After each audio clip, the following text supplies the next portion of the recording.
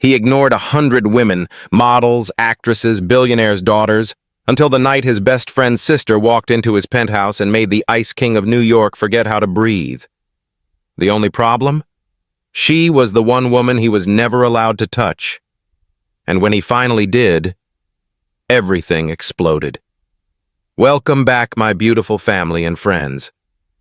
If you're hooked in and you're ready to enjoy this story, click subscribe and let me know in the comments where you're watching from, because tomorrow I will be giving you another story just as interesting as this one, and you don't want to miss it. Now, let us begin. The Johnson townhouse smelled of rosemary and old jazz records when Christopher arrived the next evening. Warm lamplight spilled onto the Brooklyn sidewalk, a stark contrast to the glass and steel fortress he called home. Inside, laughter mingled with the clink of wine glasses, a symphony of normalcy that made him feel like an intruder in a stranger's life. He lingered in the foyer, scrolling through emails on his phone, the glow illuminating the faint lines of exhaustion around his eyes. Work was his armor. Always had been. "Chris, this is my sister, Mary Johnson." Daniel's voice cut through the chatter, and Christopher looked up. Time didn't slow. It stopped. She wasn't a supermodel draped in diamonds, wasn't an heiress with a rehearsed laugh. She was real. Deep brown skin glowing under the lamplight, a navy blazer dress that whispered power and grace, eyes sharp enough to dissect his soul without blinking. "Nice to meet you, Mr. Perkins," she said, her voice calm, confident.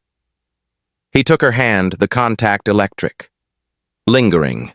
A silent current passing between them that had nothing to do with business and everything to do with this. "Christopher," he corrected, the name feeling unfamiliar on his tongue. Daniel clapped him on the back, grinning. "Told you she'd surprise you." Mary's lips quirked. "I hope it's a pleasant one." As they moved to the dining room, Christopher tried to regain his footing. This was just dinner. Another name, another face. He'd done this 100 times. Then she spoke. "Daniel tells me you think social media's a cancer to human connection," she said, passing the roasted lamb. He arched a brow. "He exaggerates. I called it a distraction." She took a sip of wine, unruffled. "Funny. Last year, I used Instagram to crowdfund clean water for a village in Kenya, raised $500,000 in a week. But I guess that's just a distraction, too." The table fell silent. Daniel's mother coughed. Christopher stared. She met his gaze, a challenge in her eyes. "What's the matter? No witty rebuttal?" He smirked, leaning back. "I'm just wondering how a woman with such optimism ended up with a brother who thinks hope is a 4-letter word." Her laugh, low and warm, filled the room. "Oh, I keep him around for balance. Someone has to remind him the world isn't all boardrooms and bottom lines." Throughout dinner, she dismantled his cynicism like a seasoned hacker taking down firewalls. When he dismissed charity as a PR stunt, she countered with data on education reform in Detroit. When he teased her about her naive idealism, she smiled. "You've just forgotten what hope feels like, haven't you, Christopher?" The words struck him like a physical blow. No one had ever spoken to him like that. No one had ever dared. Later, in his penthouse, the city lights bled through floor-to-ceiling windows, but Christopher couldn't see them. He lay in bed, the silence screaming louder than Manhattan traffic. Her voice echoed in the hollow space his heart used to occupy. "You've just forgotten what hope feels like." He'd built an empire on control, on logic, on the certainty that emotions were a liability. But in one evening, a woman in a navy blazer dress had shattered it all, not with a kiss, not with a touch, but with 3 words that made him feel alive. The Ice King hadn't just cracked, he'd started to melt, and if he thought the proposal was the hard part, he had no idea what was coming next. The Ice King hadn't just cracked. He'd started to melt. And if he thought that first dinner was a fluke, Christopher Perkins was about to learn how obsession creeps in like fog over the Hudson. It began with the small things, the ones he couldn't code out of his system. In a boardroom overlooking Times Square, mid-pitch on a new AI algorithm, her laughter echoed in his mind, low, unforced, like jazz cutting through static. He paused, words fumbling. As I was saying, optimization requires... His VP raised an eyebrow. Christopher cleared his throat, forcing focus. But there it was again. You've just forgotten what hope feels like. Her words, resurfacing like a virus in his perfectly secured network. By Friday, Daniel texted, "Barbecue at the park tomorrow. Mom's ribs. You in?" Christopher typed, "Busy," then deleted it. Sure. The park smelled of charcoal and summer grass. Kids chased frisbees. Families sprawled on blankets. He arrived late, collar unbuttoned for once, scanning the crowd out of habit. Then he saw her, Mary, in jeans and a simple white tee, tossing a ball with Daniel's nieces.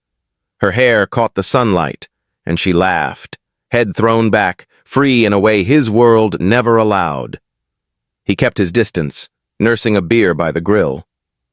But his eyes betrayed him, drifting to her when she bent to tie a shoelace, or when she debated veganism with Daniel's cousin. She wasn't performing. She just was. And that pulled at him like gravity he couldn't escape.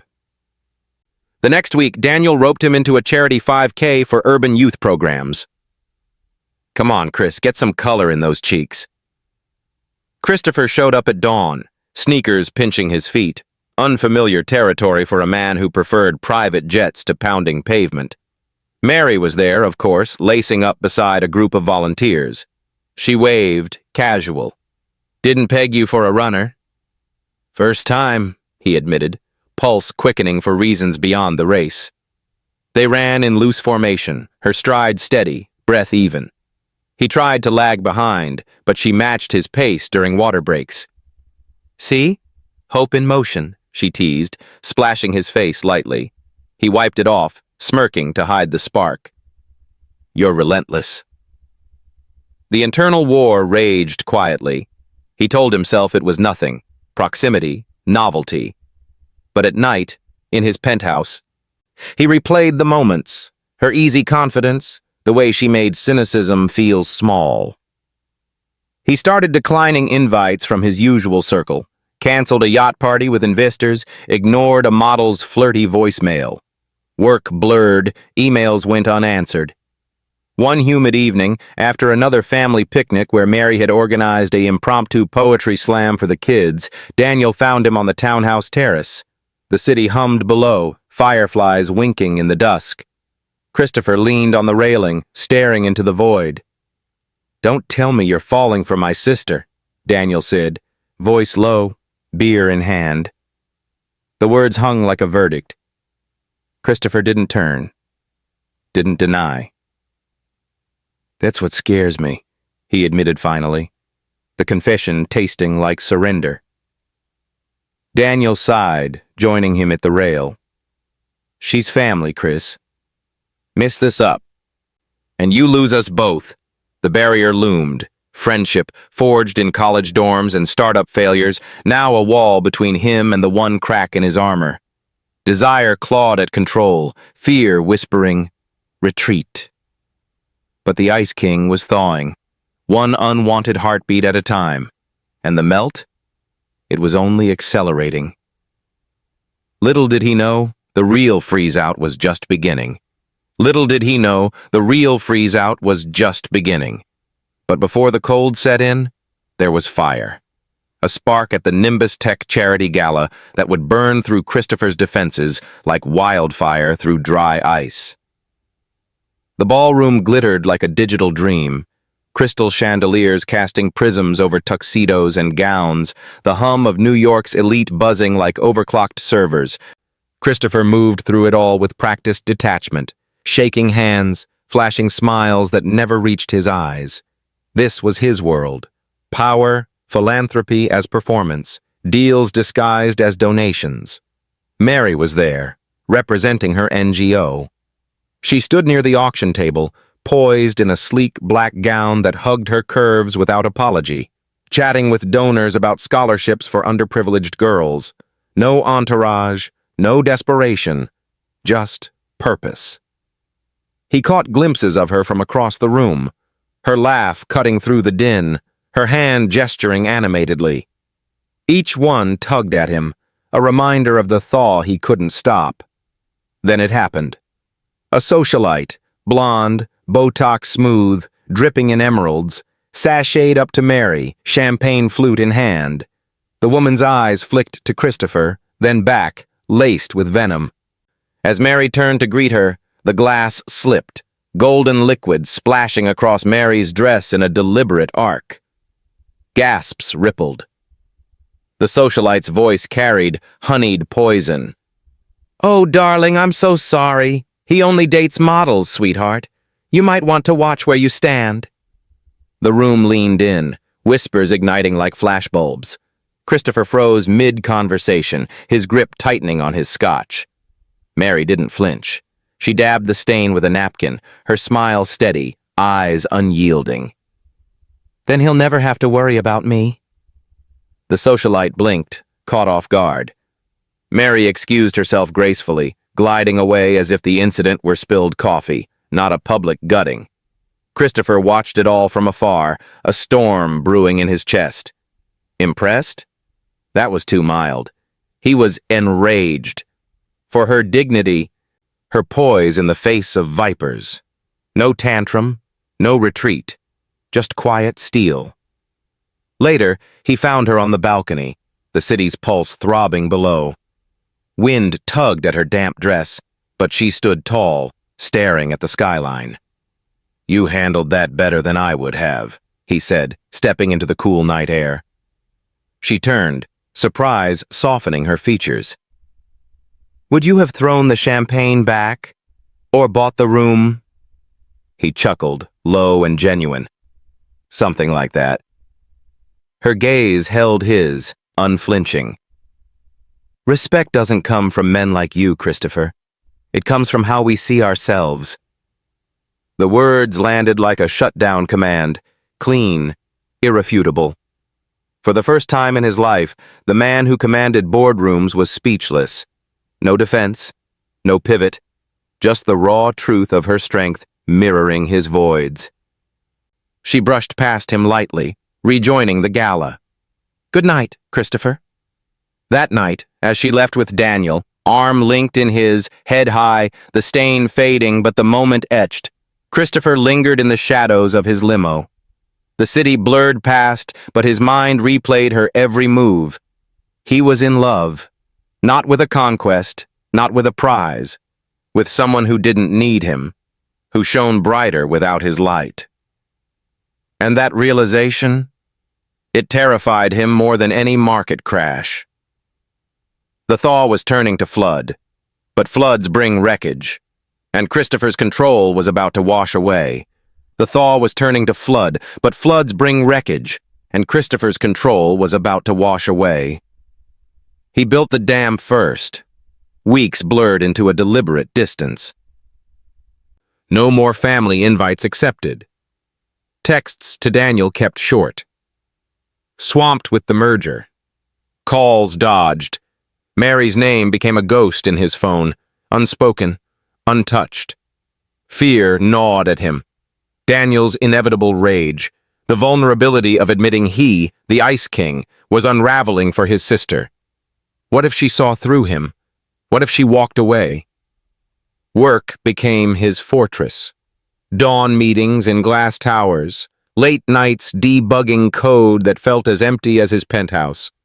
An investor pitch on quantum encryption dragged on, his voice steady, but his mind adrift. "This algorithm revolutionizes security," he said, slides flickering. But the words echoed hollow, like echoes in an abandoned server room.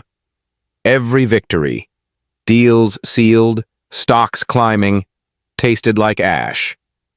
What was an empire without someone to share the view? One evening, flipping channels to drown the silence, he froze. CNN, an education summit in D.C. Mary on stage, microphone in hand, radiant under spotlights. Her navy blazer sharp, voice commanding. Education isn't a luxury, it's the bridge out of poverty. In Lagos, we've seen girls transform communities with just one laptop and a dream. Confident. Unattainable. The camera caught her smile, genuine, lighting the room. Applause thundered. Christopher's remote slipped from his fingers. She didn't need him, didn't glance his way. She was a force, building worlds while he hid in his. The next morning, in his office, his assistant, Elena, ever perceptive, slid coffee across the desk. "You've been smiling for the first time in months, sir." He blinked, touching his lips. A ghost of a curve, not from the quarterly reports. From the memory of her on that stage, echoing her words from dinner. "You've just forgotten what hope feels like." She was right. He didn't miss the old life. The galas, the chases, the hollow pursuits. He missed her. The way she challenged him, made him feel seen, not as the billionaire, but as the man beneath.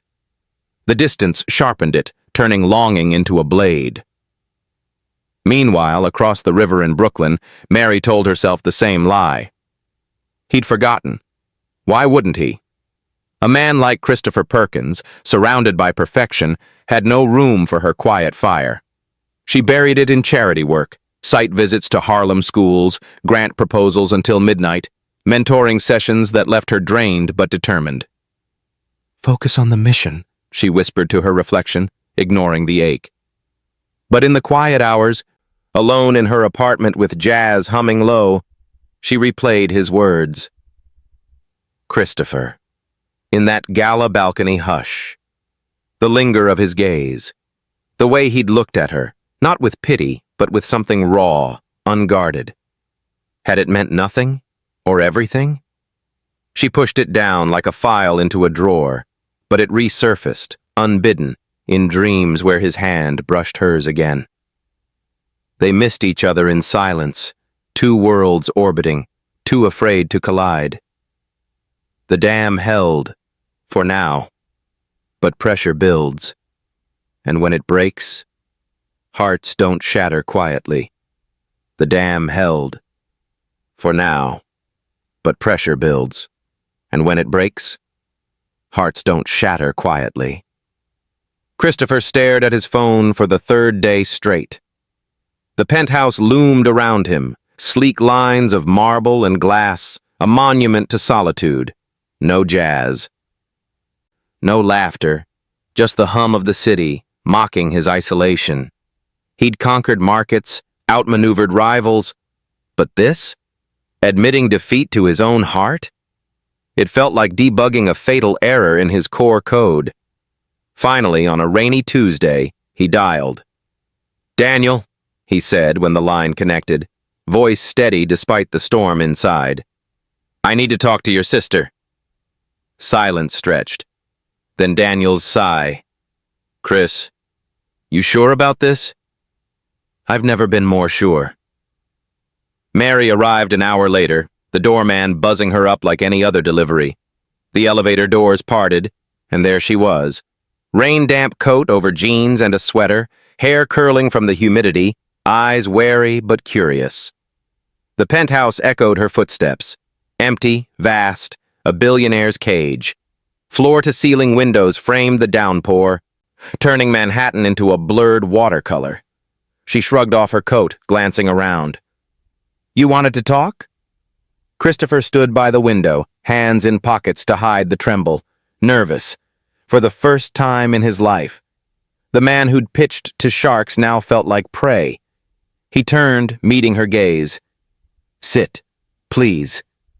She perched on the edge of a leather sofa, arms crossed, waiting. He paced once, twice, then stopped. Words tumbled out, raw and unfiltered. I ignored 100 women, Mary. Models, heiresses, women who'd sell their souls for a night. But I can't ignore you. She blinked, stunned, the air thickening between them. Christopher, you barely know me. I know enough. He stepped closer, voice dropping. I know that when you walk into a room, I remember what it means to feel. Not the rush of a deal closing. Not the high of a launch. Feel like blood rushing back to a numb limb. Her breath caught. She stood, creating distance, but her eyes betrayed the pull. This is sudden. We've barely... Since that first dinner, he cut in, the confessions spilling like the rain outside. Your laugh cutting through the noise. The way you called out my cynicism without flinching. You're the only person who's ever made me want to be human again, Mary. Not the Ice King. Not the billionaire. Just me. Flawed. Alive. The vulnerability hung there, exposed. Power stripped bare. He'd built walls to hide this man, the one who feared rejection more than bankruptcy. Mary's face crumpled, torn. Loyalty to Daniel warred with the spark in her chest. Daniel? He's your best friend. My brother. If this blows up... It won't, he promised, closing the gap but not touching. I'm not asking for easy. I'm asking for real. She shook her head, stepping back toward the elevator. I need time. This isn't just about us. It's family. Trust. Everything. Her voice cracked, heart pulling her one way, duty the other. You make me feel seen too, but I can't betray him. Not yet. The doors slid open behind her. She hesitated, eyes glistening, then stepped in. Gone. Christopher sank onto the sofa, the emptiness echoing louder. He'd bared his soul. Now the real test waited. Confessions crack foundations. But the world? It builds them back stronger or buries them alive. Confessions crack foundations. But the world? It builds them back stronger or buries them alive. In Christopher's case, it chose the grave. The leak hit like a server crash at midnight. A blurry photo from his penthouse security cam, him on one knee, velvet box open, Mary's stunned face illuminated by city lights. By dawn, headlines screamed across every feed. Billionaire proposes to best friend's sister. Scandal in the skyline. The frenzy ignited. Paparazzi swarmed Mary's NGO office in Harlem like locusts, microphones thrusting like spears. Miss Johnson, is this a gold-digging ploy? One shouted as she pushed through the doors. Cameras flashed, capturing her flinch. Inside, her team huddled, fielding calls from donors, whispering doubts. Socialites piled on via Instagram. Emerald-clad vipers from the gala, posting memes of Mary as the help who hit the jackpot. From charity cases to charity wife, Ice King melted, for what?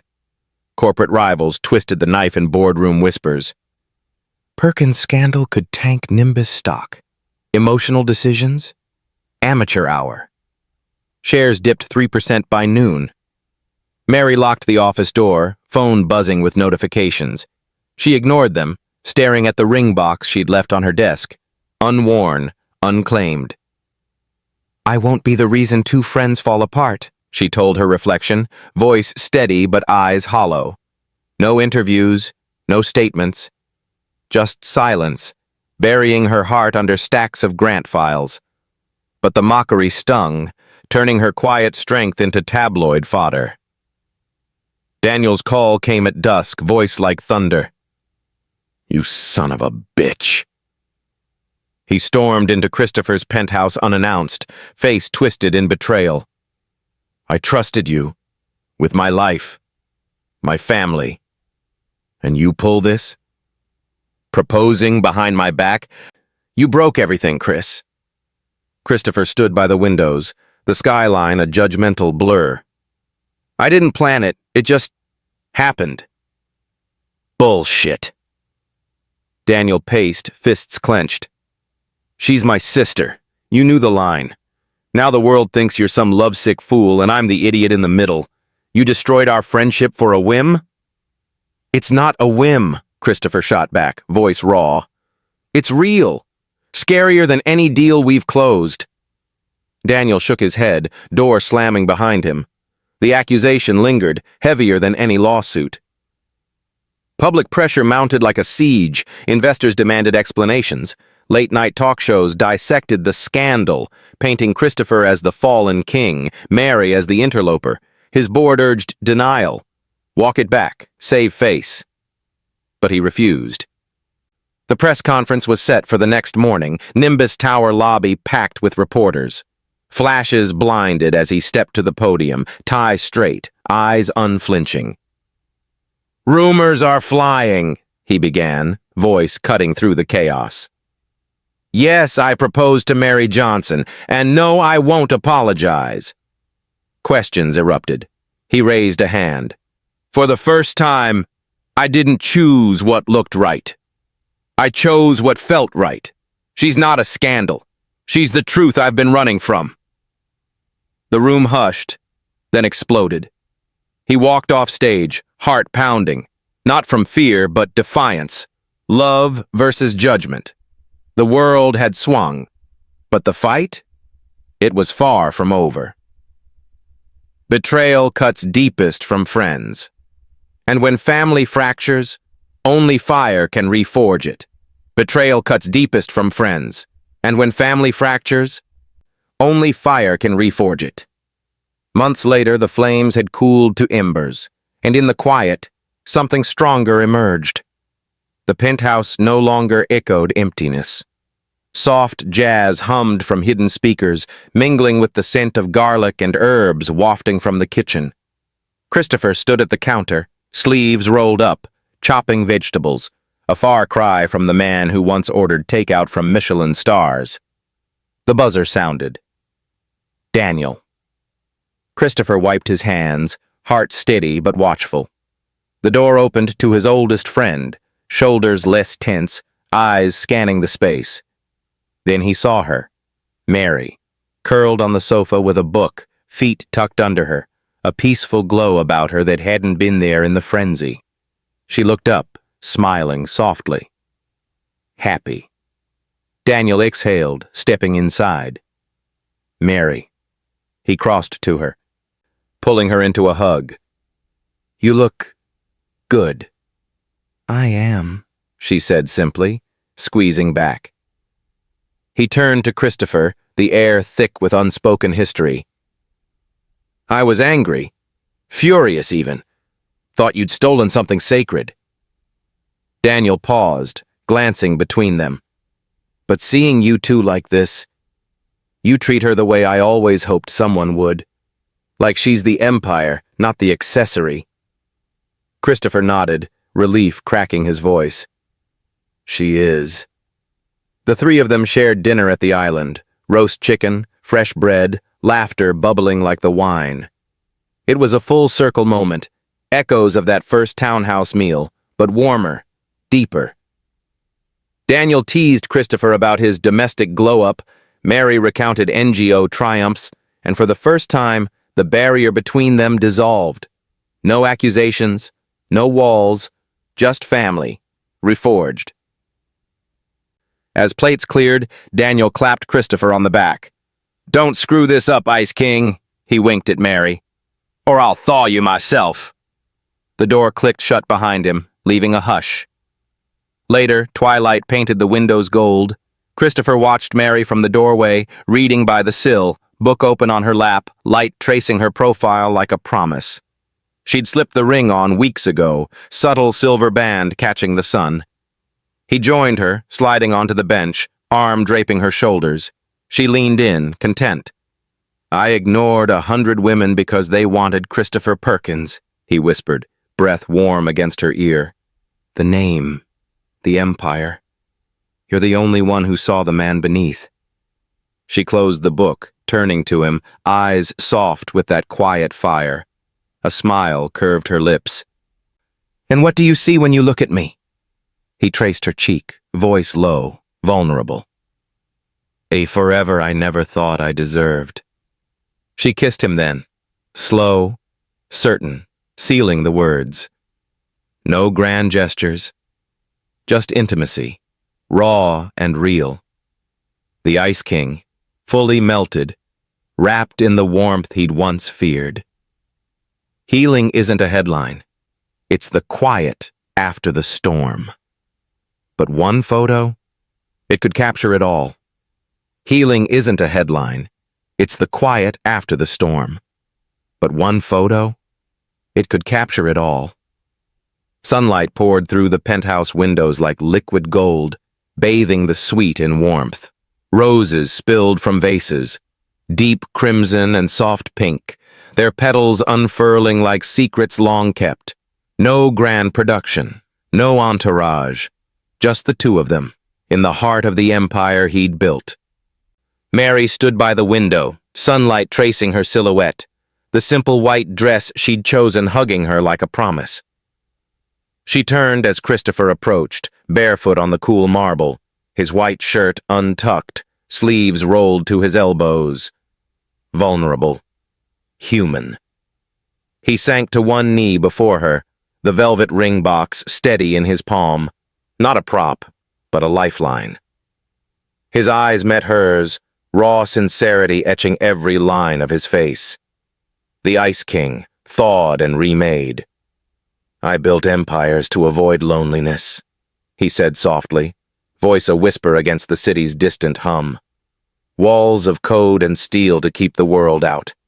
But I'd trade it all, the deals, the towers, the silence, to never lose you. Tears glistened in Mary's eyes, tracing paths down her cheeks like diamonds freer than any he could buy. She reached for him, hand trembling on his shoulder. The ring, a single, flawless stone, caught the light as he opened the box. Yes, she breathed, the word a vow. Yes, Christopher. He rose, slipping the ring onto her finger, their foreheads touching in the sunlight. Laughter mingled with her quiet sobs, the moment intimate, unbroken. A soft click echoed from the corner. Their photographer, hired not for show but to preserve the truth, lowered his camera. That's the one, he murmured, already knowing. The image went viral before the roses wilted. Shared across feeds, dissected in threads. Christopher on one knee, white shirt glowing, Mary's tear-streaked joy, the penthouse a backdrop of light and blooms. Billionaire's real proposal, from ice to fire. Comments flooded, romantic, skeptical, inspired, but none captured the essence. Behind that photo wasn't a billionaire and his perfect proposal. It was a man who finally felt, after a lifetime, of feeling nothing. The arc closed, from frozen isolation to this, warmth, shared. And in the quiet after, they built their forever, one heartbeat at a time. Thank you for watching to the end. I believe you enjoyed it. We have a lot of other interesting stories like this lined up for you already, so click the image showing on your screen to watch the next. Don't forget to subscribe.